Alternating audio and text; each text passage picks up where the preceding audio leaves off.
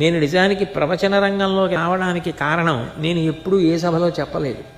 నిజానికి ఆశ్చర్యకరమైన విషయం ఏంటంటే ఎప్పుడో చాలా కాలం క్రితం మా పెళ్ళైన కొత్తల్లో నేను నా భార్య తిరుమల వెళ్ళి వెంకటేశ్వర దర్శనానికి క్యూ లైన్లో నించుంటే ఘంటసాల గారి భగవద్గీత వస్తోంది.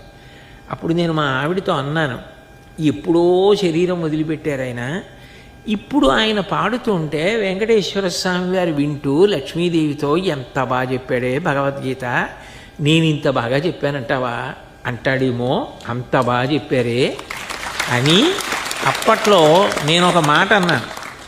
ఘంటసాల గారి కంఠం ఇప్పటికీ కొండ మీద ఇలా వినపడుతోంది కదా, ఏ జన్మలోనైనా నా కంఠం కూడా ఇలా వినపడుతుందా ఈ కొండ మీద అన్నాను.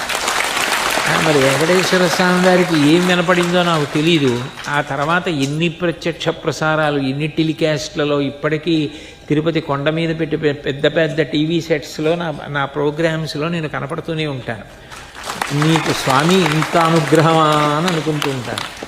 అంటే నా గొప్ప కోసం చెప్పట్లేదు, నేను ఘంటసాల గారి గురించి చెప్పడానికి ఏదో ప్రస్తావన చేశా వెంకటేశ్వర స్వామి అనుగ్రహం గురించి. అంత గొప్పగా భగవద్గీత పాడాడు.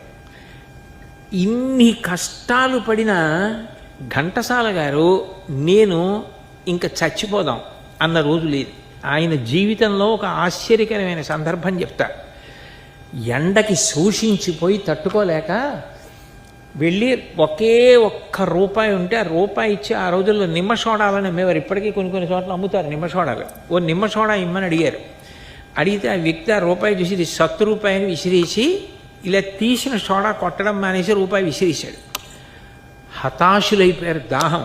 ఆ పక్కన ఓ సన్యాసి ఒక ఆయన కూర్చుని ఉన్నాడు.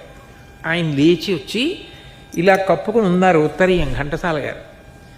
ఏం బెంగపెట్టుకోకులే అని ఈ ఉత్తరీయం తీసి ఇలా వేసి ముడేసి ఇళ్ల ముందుకెళ్ళి అడుక్కో, దాంతో బతుకు, బెంగపెట్టుకోకన్నారు. ఇంకోడైతే చిచ్చి బతుకు చచ్చిపోతానంటాడు. అలాగే భిక్షాటన చేశారు ఘంటసాల గారు. చేయడం కాదు, మీకు ఆశ్చర్యం ఏమిటో తెలుసా, ఘంటసాల గారు ఏ హనుమ గుడిలో పడుకునేవారో నేను విజయనగరం వెళ్ళి ఆ గుడి చూసి వచ్చా. భజన చేసే ఆంజనేయ స్వామి ఉంటారు, మీరు ఎక్కడ చూసి ఉంటారు, తాళం వేస్తుంటారు ఆయన. విజయనగరంలో ఉంది చిన్న గుడి, అక్కడ పడుకునేవారు పాపం ఆయన.